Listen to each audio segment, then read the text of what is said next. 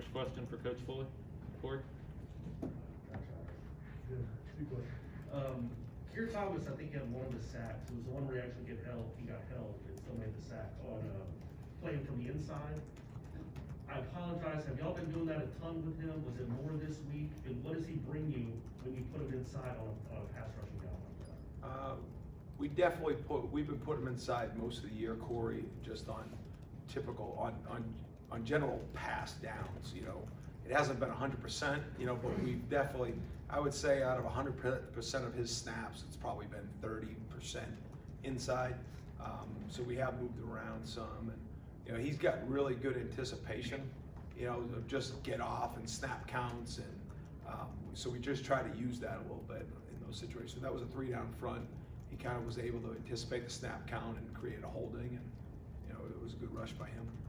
Ira? I was just curious, like, how do you look at defensive performance as the big picture, or is it all the little pieces? Just because it seemed like a game where there were stretches where you guys were dominant, in phases you guys were dominant, but then also gave up the big plays and get the loss. So how do you evaluate how you guys played? If somebody asks you, how did you guys play Saturday? Like, what do you say? Not good enough to win. You know, it's always like whatever, you know, we got to win the game 14-13. You know, that's the end of the day of try to how you break it down for them. But it's hard to overall say we play, like we go over our objective board every week, you know, in the order of the things that we deem really important, see if we've achieved any of those. When we don't, this is why. When we did, this is why.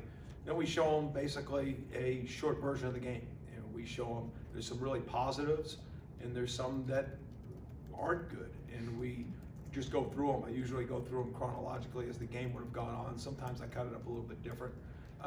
And we're not afraid to show any clips, good or bad, and because the game rides with emotions. So we try to be as honest and transparent when we watch it, call out what was really good and call out what wasn't good. And you know, there were obviously some plays that created 28 points. And you know, it wasn't drives, it was chunk plays, you know, whether it was a missed tackle, whether it was wrong leverage, you know, whatever it was. So, you know, we call it out, we try to adjust it. There's been a lot of copycat plays, you know, which I think is a credit to our guys because they've been playing pretty good and hard, and you know, so teams look at what other teams have done and try to execute those plays, which I've seen happen over the years. And so it gives us, you know, there was a copycat play that they ran on Kevin that he matched up really well on a third medium that we've been practicing. You saw his excitement because it was preparation, not only physical skill, but it was his preparation through the weeks of knowing they may not run this play, but other teams have. He saw it, executed it. We just got to do that more consistently with everybody. Aslan? Coach, when it is something as fundamental as tackling that's an issue, is it for you as a competitor, is it one of those things where it's like, hey, it's a fundamental, we work on this, we can get this fixed easily, or is it, man, it's week 11, why is this not sticking with our guy? Yeah, I mean, tackling is, sometimes it's physical, sometimes it's want to, sometimes it's technique, sometimes it's talent. You know, there's a bunch of attributes to it. What we'll coach is the effort, the intent, the technique, and then it's our job to put guys out there that can make the plays. And we're constantly trying to evaluate how we're coaching it and who we're coaching. And at the end of the day, you know, there's going to be one-on-one plays out there. On defense, you're trying to make it 2-on-1 as much as you can, but there's going to be one-on-one plays. And you try to educate them the angles, the effort, the technique, the finish. But unfortunately, some of those missed tackles showed up and they went for big chunk plays. And, you know, for us to win that game, that can't happen. So, you know, disappointed that it did, trying to get it fixed every single moment. And, you know, just wish we could have had a few of them back. And, you know, I thought the backside of plays, for the most part, our guys hustled because usually you can overcome some missed tackles with good pursuit and good angles. Sometimes when it's a DB missing a tackle, it's because there's a lot of space.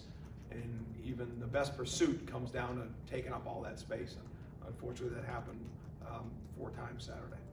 Chris, front left. What are the challenges Miami's offense presents, and what has Van Dyke brought to them in his early career there? He's playing with a lot of confidence. You know, usually success has to breed confidence. It looked like his confidence breeded the success. He feels really confident and what they're asking him to do. I mean, they keep it pretty clean for him with similar formations, and just they spread things across the field, so they're pretty clean for him. He's got a real live arm. He's big. He's got a back that can create some plays for them as well, which always helps out a quarterback. And they've been winning it on the outside. So I think it's no secret that he's offered a big spark to that football program. And he's done a really good job. Ira? I haven't seen a lot of the games yet, but Rambo obviously has had a lot of success, especially since it's changed. Do they use him in different ways? How do they get him? No, he's an outside receiver. There's some that they move around, but for the most part, you know where he's going to line up. And they've created some balance because of the explosiveness of the running back and the quarterback's and the play caller's willingness to throw the ball up to him. And there's some wideouts you just don't have confidence putting the ball one-on-ones. There's some that you do. They have confidence in him. He's extremely athletic around the ball, and he's made a lot of the one-on-one plays, and the quarterback's done a nice job of putting it where he can make a play. But they've created explosives, and a lot more than people have stopped over the last couple of weeks. I mean, this is a team that's on a roll offensively, and they've done a really nice job, especially with the quarterback and him. Their relationship that's showing up statistically is really glaring right now. Corey? Adam, when you're going over those clips and one of those kind of ugly missed tackles happens, are you getting the response from not only the player that had the missed tackle, but maybe his teammates? Because you always hear from coaches about how accountability within a team is where they're starting to buy in and grow. And not saying that you want to get angry with a teammate, but there can be some of that too. And is there that accountability that you're looking for within the team when a play like that happens? Yeah, Corey, part of our growth this year is you do feel that. You feel it in practice, you feel it on the sidelines, like frustration, but also, anger and, hey, listen, that's like a not acceptable type thing. And when people say it, there's less rolling of eyes and looking the other way and more of making eye contact and feeling like you let your teammates down. And that's the typical approach, when you fail, as a coordinator, you want to admit it and you feel like you let them down. When they don't make the play, I mean, that's the response that you're looking for, not because you want people to be shamed, but because you want the acceptance of failure so that you can, because until you admit that you made a mistake, it's hard to get better. Whether that's schematically or whether it's just missing a dang tackle on the perimeter. And once you accept it, it's easier for the group as a whole to move forward, and it's easier for that individual to get better, right? Because he's not making excuses. Keep making excuses, things never get fixed. So I do think we're growing in that way. Ira? Was there miscommunication on the first deep pass? Miscommunication a little bit. Sometimes pass fits are, play action, and they set up a play. It's a play that we saw against Louisville. And the safety bit a little bit more. There, it was a high-low concept, but we got to be in a better position, at the very least get the thing on the ground. So I don't want to say it was a miscommunication, but we could have been in a much better position with two players. Ira? With Jarvis being from down there, he's obviously an emotional player. When you have a situation like this, do you watch that? Do you pay closer attention to how a guy is emotionally? Because I imagine you can get too worked up maybe for a game where you probably know everybody on that team. Yeah, I mean, that's why we train and coach the way we do for these games. We try not to have a check the box day around here. And what does that mean? Like during walkthroughs, we're trying to challenge our guys and not make them uncomfortable, but put them on edge, because at the end of the day, I'm constantly saying to our coaches and individual, make it real. Don't go through the motions, because never on a Saturday, especially in a game of this magnitude, you always get a little heightened sense of how you're trying to go about your business. And so we're constantly trying to create that in meetings, in walkthroughs, in practice, in pregame, just so our guys have a sense of operating at that level, because it's hard to create that atmosphere.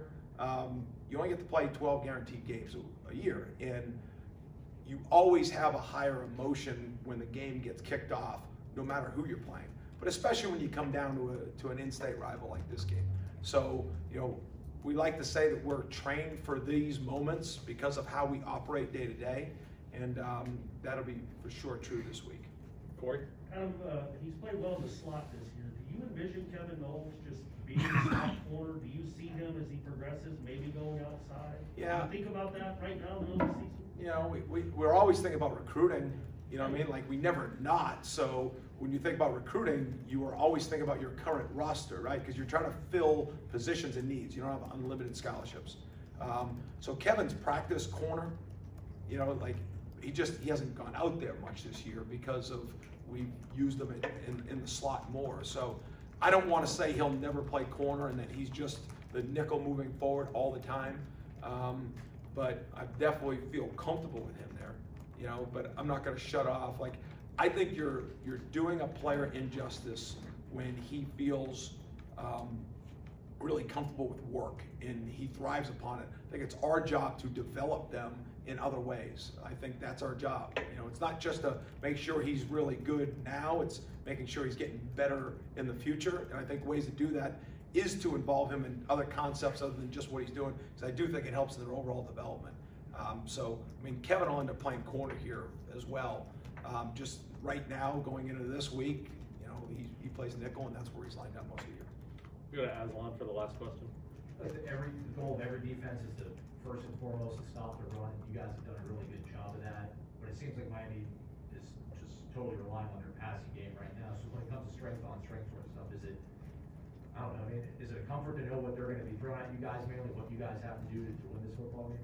A little bit. I mean, I still think you know, they're not going to line up and throw the ball 70 times. You know, there will be handoff runs, and I think their running backs, maybe their most explosive player, if there's space, he'll go score. You know, and now the touches and the targets and whatever that all is, number-wise, and obviously they're throwing the ball in that, and that's where the statistics lie. But I think you got to make sure you're paying attention to the back, because he can definitely take it from anywhere on the football field. So, you know, I think it's a balance, but it's our job to find out, you know, where the tendencies lie that we can lean on the throw game. You know what I mean? Whether it's situationally, whether it's formationally, whether it's by back set, whether it's by situation on the field or field geography. So, you know, that's our job each week. You know, it's easy to go on Sunday night and say, this team's gonna throw the ball over the yard, that's it. You know, but we gotta keep digging into the numbers and making sure that we give our players the accurate information. So when it comes time in the moment that we can really rush the passer or lean on the coverage aspect, we'll get that done.